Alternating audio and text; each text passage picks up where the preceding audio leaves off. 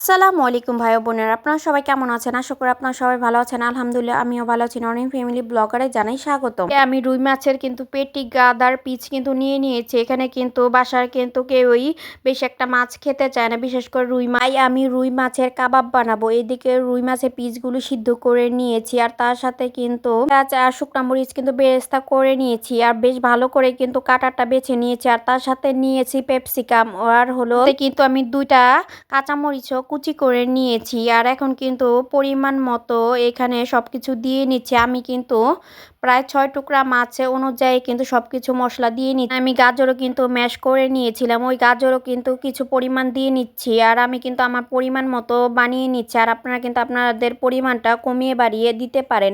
আর তার সাথে কিন্তু আমি পুদিনা পাতাও ব্যবহার করেছি। এটা কিন্তু গাছের পুদিনা পাতা, কিন্তু টবে লাগানো পুদিনা পাতা ছিল। ব্লেন্ডার করা আদা রসুনের পেস্টও কিন্তু দিয়ে দেওয়া হয়েছে। এখানে প্রায় আধা চামচের মতো আদা রসুন বাটা দেওয়া হয়েছে, আর এখানে কিন্তু 4 চামচের মাপের দেওয়া হয়েছে। আর তার মতো লবণ বারবিকিউ মশলা দেওয়া হয়েছে 1 চামচ। অল্প পরিমাণে দেওয়া হয়েছিল হলুদ গুঁড়া, আর তার সাথে কিন্তু আধা চামচের মতো মরিচ গুঁড়া দেওয়া হয়েছে। কর্নফ্লাওয়ার দিয়ে দিলাম প্রায় 2 চামচের মতন। দেওয়ার পরে কিন্তু আমি কিন্তু এখানে একটা ডিম দিয়েছিলাম। এখানে কিন্তু হয়তো বা অর্ধেক ডিমও লাগতে পারে, আপনি আপনার প্রয়োজন অনুযায়ী ডিমটা দিয়ে নিবেন।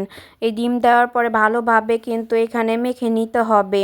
আর এখানে কিন্তু মাখার উপরেই সবকিছু, যত ভালোভাবে মাখতে পারবেন আর তত ভালো হবে, স্মুথ হবে, আর কাবাবের শেপটা ভালো আসবে। আর আপনারা চাইলে কিন্তু এখানে ছোট ছোট করেও বানিয়ে নিতে পারেন, আর সংরক্ষণও করে রাখতে পারেন। প্রায় 2 সপ্তাহের মতো কিন্তু ফ্রিজে ভালো থাকবে বানিয়ে রেখে দিলে। বেরেস্তা করা তেল থেকে কিন্তু আমি 1 চামচ তেল এখানে দিয়ে দিলাম। সয়াবিন তেল দেখে নিচ্ছিলাম কাবাবের শেপটা হচ্ছে নাকি। কাবাবের শেপ যদি না হয় তাহলে আপনারা কিন্তু কর্নফ্লাওয়ার দিতে পারেন। এপিট ওপিট করে কিন্তু ভেজে নিচ্ছে। এখানে মিডিয়াম টু লো আঁচেই কিন্তু ভেজে নিতে হবে, তাহলে উপরটা খুব ক্রিসপি হবে আর খেতেও ভালো লাগে। অবশ্যই গরম ভাত কিংবা পোলাও কিংবা খিচুড়ি সবকিছুর সাথেই কিন্তু খেতে পারবেন এই কাবাবটা। কিংবা কেউ যদি চান ইফতারেও কিন্তু খেতে পারবেন, সেহরিতেও কিন্তু ভাতের সাথে খেয়ে নিতে পারবেন এই কাবাবগুলি।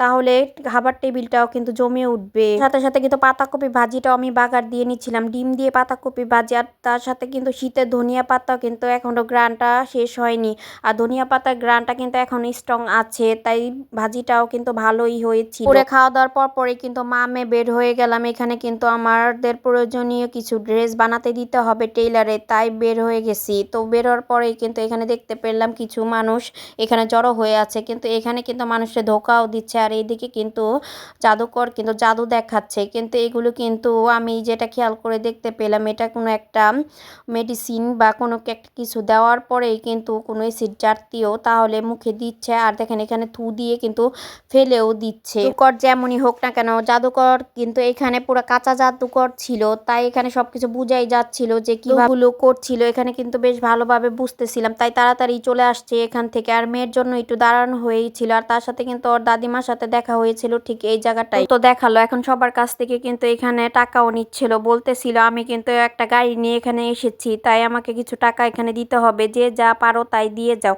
খুশি হয়ে দিবে। আমার দিকে চলে আসতেছিলাম, ওই মুহূর্তেই কিন্তু একটা গাড়ির মধ্যে বসে আছে নিয়ে বিভিন্ন ধরনের ভর্তা। আর এখানে ছিল হলো কামরাঙ্গা মাখানো, আর তার সাথে ছিল হলো পেয়ারা মাখা আর আনারস মাখা। তো ওইটা দেখে কিন্তু মেয়ে খেতে চাইলো। মেয়ের দাদিমা কিন্তু মেয়েকে পেয়ারা মাখা কিনে দিল। তারপরে পেয়ারা মাখা পেয়ে কিন্তু মেয়ে পেয়ারা মাখা নিয়ে বাসার দিকে চলে আসলো। কি কোনো কথা মনে পড়লো যে এই সময়টাতেই কিন্তু বাচ্চারা বাহিরে ঘোরাফেরা করতে চায় বেশি, আর ঘোরাফেরার পরে কিন্তু যাই দেখে না কেন খেতে ইচ্ছা করে। কিন্তু মাইশা কিন্তু তেমন না, এই মাখা দেখেই কিন্তু আর খেতে ইচ্ছা করছিল। কে করতেন কারো যদি মনে পড়ে থাকে তাহলে আমাকে কমেন্টে জানাতে পারেন। ভিডিওটা এই পর্যন্তই, পরবর্তী ভিডিও দেখার জন্য সাবস্ক্রাইব করুন। আল্লাহ হাফেজ।